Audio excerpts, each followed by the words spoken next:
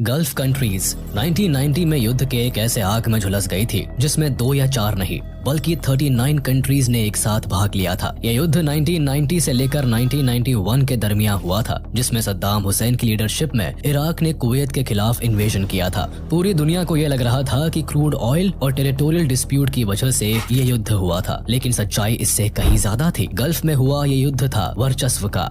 Gulf war 21वीं सदी का पहला युद्ध था जिसमें हाईटेक वेपन्स और मशीन्स का इस्तेमाल किया गया। ऐसा पहली बार हुआ था जब सारे इंटरनेशनल न्यूज चैनल्स एक वॉर को ब्रॉडकास्ट कर रहे थे। 90s में हुए इस युद्ध को जब जनता घर बैठे अपनी टीवी पर देख रही थी तो उन्हें ऐसा लग रहा था मानो वो किसी एडवांस वीडियो गेम को देख रहे हैं। इसीलिए इस युद्ध को वीडियो गेम वॉर भी कहा जाता है। Saddam was a potential Hitler who must be stopped. War with Iraq could begin at any moment. Allied aircraft have been bombing targets in Iraq and Kuwait all day long. The United States has moved under the code name Operation Desert Storm.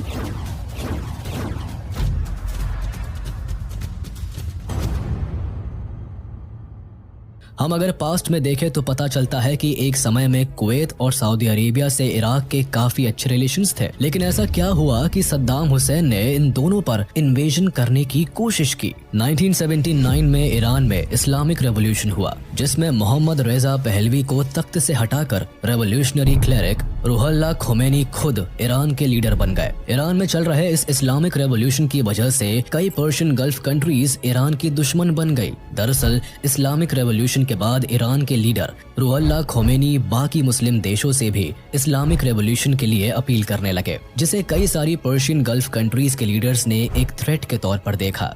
Iran में शिया community भारी आबादी में थी और वही Saudi Arabia, Kuwait और Iraq जैसे कई देशों में सुन्नी कम्युनिटी के लोग ज्यादा थे। बट इस रेवोल्यूशन के कारण इन कंट्रीज में कम आबादी वाले शिया कम्युनिटीज पर असर पड़ने का खतरा बढ़ गया था और ऐसा हुआ भी। इराक में शिया के कुछ बड़े लीडर्स थे जो इस रेवोल्यूशन को शुरू करना चाहते थे। ऐसे में अगर इराक की जनता रिवोल्ट कर देती तो सद्दाम हुसैन की गद्दी खतरे में आ जाती और इसीलिए इराकी सरकार ने इन शिया लीडर्स को मरवा दिया, जिस वजह से ईरान और इराक के बीच वॉर की संभावना ज्यादा बढ़ गई।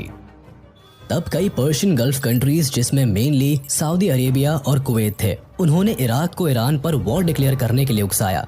इसी दौरान इन देशों ने इराक को सिग्निफिकेंटली आर्थिक मदद पहुंचाई। इसके कुछ ही दिन बाद 22 सितंबर 1980 को इराक ने ईरान पर हमला कर दिया और जल्दी ही ये इन्वेजन युद्ध में तब्दील हो गया। ये युद्ध 1988 तक चला जिसमें China, USSR, USA and western countries ने इराक को भरपूर सहयोग दिया। 8 सालों बाद जब ये युद्ध खत्म हुआ तो जीत ना तो ईरान की हुई और ना ही इराक की, लेकिन इसकी वजह से इराक की आर्थिक स्थिति खराब होती चली गई। ईरान इराक युद्ध में इराक को सिर्फ बर्बादी और गरीबी मिली। युद्ध में ईरान की हार ना होने से कुवैत और सऊदी अरब दोनों से ही इराक के रिश्ते खराब होने लगे। इसके बाद ये दोनों ही देश अपने कर्ज में दिए हुए पैसे वापस मांगने लगे। इराक की हालत काफी खराब हो गई थी। इस युद्ध के दौरान इराक ने पड़ोसी देशों से काफी कर्ज ले लिया था जिसे चुकाना अब इराक के हाथ में नहीं रहा। अभी इराक इन परेशानियों से गुजर ही रहा था, तभी वहाँ सिविल अनरेस्ट फैलने लगा। देश में बढ़ती बेरोजगारी, आर्मी रूल और शक के आधार पर सिविलियंस को टॉर्चर किया जाने लगा। इसी बीच इराक के गवर्नमेंट ने द ऑब्जर्वर न्यूज़पेपर के एक ब्रिटिश जर्नलिस्ट फरजाद बजोफ्ट पर इजरायली स्पाई होने का आरोप लगाकर उसका मर्डर करवा दिया। इसके बाद इराक ने इजराइल को हड़पे हुए इराकी टेरिटरीज के लिए दबाव बनाने लगा। इन्हीं दिनों सद्दाम हुसैन ने इजराइल को ये धमकी भी दी कि अगर उसने इराकी टेरिटरीज को फ्री नहीं किया तो वो इजराइल पर केमिकल वेपन्स के साथ अटैक करेगा।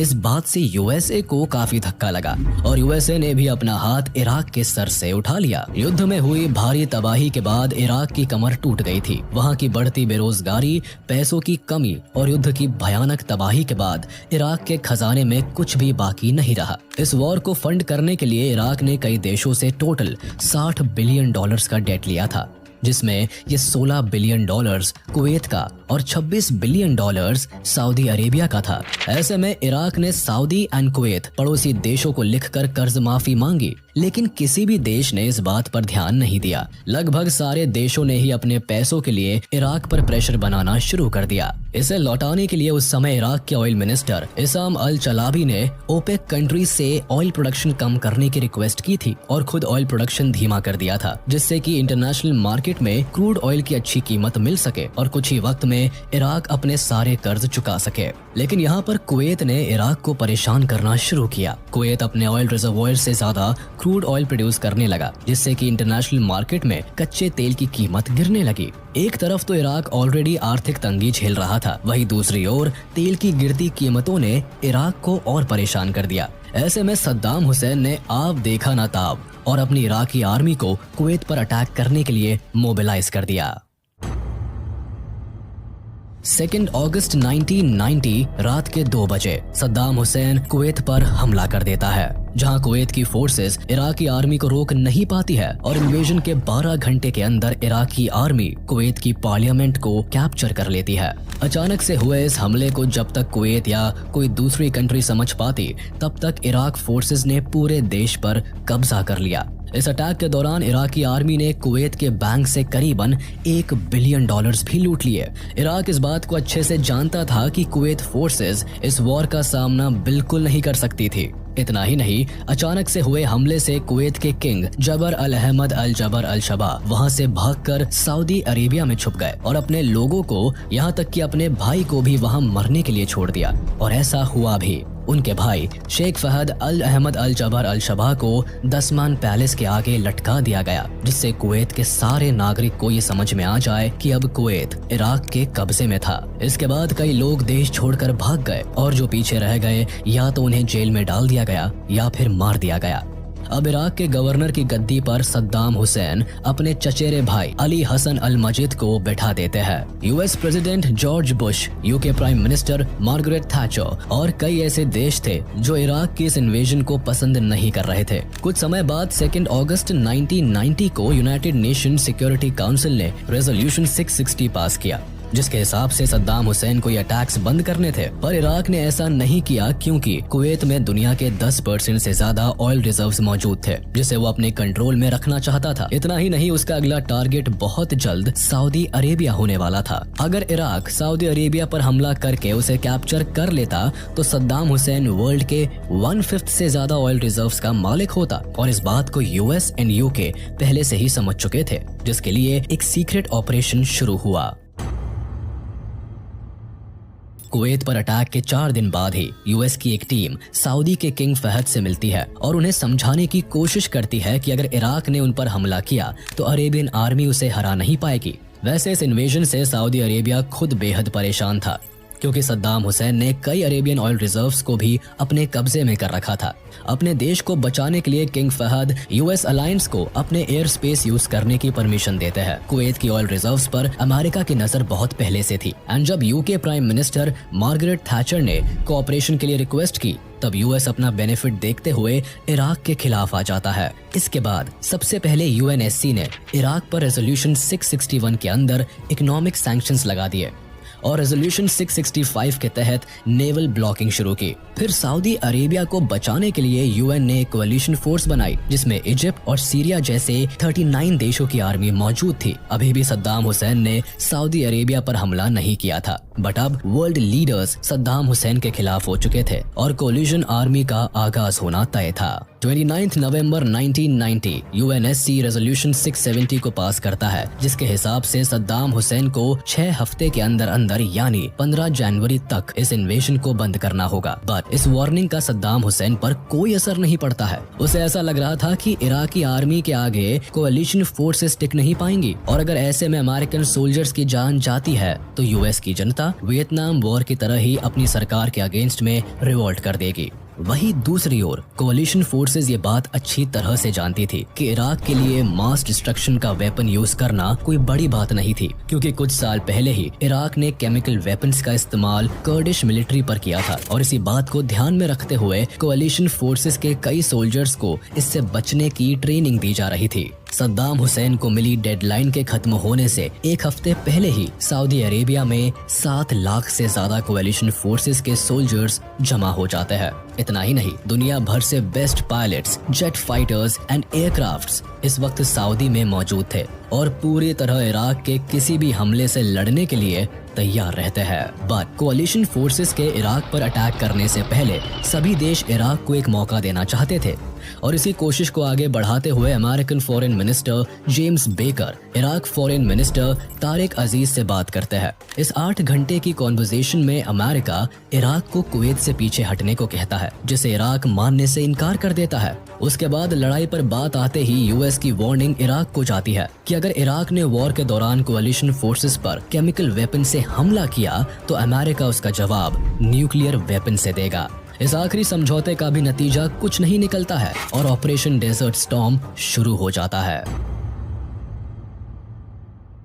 15 जनवरी 1991 को यूएनएससी से मिली डेडलाइन एक्सपायर हो जाती है, जिसके 2 दिन बाद 17 जनवरी को कोalition फोर्सेस के एयरक्राफ्ट्स इराक और कुवैत के एरिया में एंटर करते ही बॉम्ब्स गिराना शुरू कर देते हैं। इतने भारी बमबारी का सामना करना इराकी फोर्सेस के लिए बेहद मुश्किल हो जाता है। फिर कोalition फोर्सेस इराक के कैपिटल बगदाद को सबसे पहले निशाना बनाती है और यहाँ लगातार अटैक्स किए जाते हैं। इसके बाद इराक के रेडार्स और कम्युनिकेशन नेटवर्क्स को डिस्ट्रॉय किया जाता है और फिर मिलिट्री स्टेशंस और पावर स्टेशंस को तबाह किए जाते हैं। ऐसा करने के पीछे कोalition फोर्सेस का एम था कि सद्दाम हुसैन की मिलिट्री को पैरालाइज कर दिया जाए, क्योंकि यही एक तरीका था जिससे इराकी आर्मी को हराया जा सकता था। सद्दाम हुसैन को पहले ही इस बात की भनक लग गई थी और इसीलिए उसने स्कड मिसाइल्स को इजराइल पर लॉन्च कर दिया। दरअसल इजराइल और अमेरिका के काफी अच्छे रिश्ते थे और लगभग पूरी गल्फ कंट्रीज से इजराइल की दुश्मनी रही है। ऐसे में अगर इजराइल सद्दाम हुसैन पर वापस अटैक करता तो बाकी के सारे गल्फ कंट्रीज इजराइल के खिलाफ सद्दाम के साइड में आ जाते और 39 देशों की आर्मी अलायंस टूट जाती। ऐसे में अमेरिका ने आगे बढ़कर इजराइल को रिटेलिएट करने से रोका। पूरी दुनिया को ऐसा लगता है कि शायद इजराइल अमेरिका की बात नहीं सुनेगा और रिटेलिएट करेगा, बट ऐसा नहीं होता है और वो अमेरिका की बात मान लेता है। Eventually, the Israeli Prime Minister Yitzhak Shamir decided not to attack due to the strong pressure from Washington. Saddam के स्कड मिसाइल्स को रोकने के लिए अमेरिका इजराइल को ढेर सारे पेट्रियट मिसाइल्स दे देता है, जिससे कि इजराइल के ऊपर आ रहे स्कड मिसाइल्स बेअसर हो जाते हैं। इसके बाद कोalition फोर्सेस ने इराक के कई ट्रूप्स को मार गिराया, जिसके बाद सद्दाम हुसैन ने एक नया प्लान बनाया और बैटल ऑफ खाफजी शुरू हुई, जिसमें इराक सऊदी अरेबिया पर अटैक करने के लिए आगे बढ़ता है। यहाँ पर कोalition फोर्सेस को थोड़ी परेशानियों का सामना करना पड़ता है, क्योंकि इतने हाई टेम्परेचर में लड़ना इनमें से कई ट्रूप्स के लिए काफी मुश्किल था। पर एयरफोर्स और कोalition फोर्सेस की पॉपुलेशन ज्यादा होने के कारण इराक की आर्मी को हार का सामना करना पड़ा। वहीं दूसरी तरफ कोalition फोर्सेस अभी भी लगातार बगदाद पर अटैक्स किए जा रही थी, जिसके कारण सद्दाम हुसैन ने कुवैत के करीबन 600 ऑयल वेल्स में आग लगाकर उन्हें बम से उड़ा दिया। सद्दाम के इस फैसले से दुनिया के इकोलॉजी को बहुत बड़ा नुकसान पहुंचाया। पूरा कुवैत आग से लिपटा हुआ था, जिसके कारण एयर फोर्सेस का हवाई अटैक करना नामुमकिन था। और फिर 24 फरवरी को कोalition फोर्सेस जमीन पर उतरती है एंड इराक की फोर्सेस को कुवैत से बाहर कर देती है। यहाँ पर कोalition फोर्सेस के 2 एम्स थे। पहला, कुवैत को इराक से आजाद कराना और दूसरा, इराक द्वारा छिपकर इजराइल पर अटैक करने वाले फोर्सेस को वीक करना, जिसे 3 दिन में कोalition फोर्सेस ने कर दिखाया। 27 फरवरी 1991 को सद्दाम हुसैन अपने आर्मी को इराक वापस बुला लेता है और इधर जॉर्ज बुश ये घोषणा करते हैं कि कुवैत अब इराक की चंगुल से आजाद हो चुका है। Kuwait is liberated. Iraq's army is defeated. Our military objectives are met. इस वॉर के बाद इराक की इकोनॉमी बहुत नीचे आ गई और आज भी यहाँ के लोग सद्दाम हुसैन के कई गलत फैसलों के नतीजे भुगत रहे हैं। इस टाइम यूएनएससी अगर चाहती तो सद्दाम हुसैन को अरेस्ट कर सकती थी, पर उन्होंने ऐसा नहीं किया, जिसके कारण सद्दाम इराक पर कुछ और सालों तक राज करता रहा।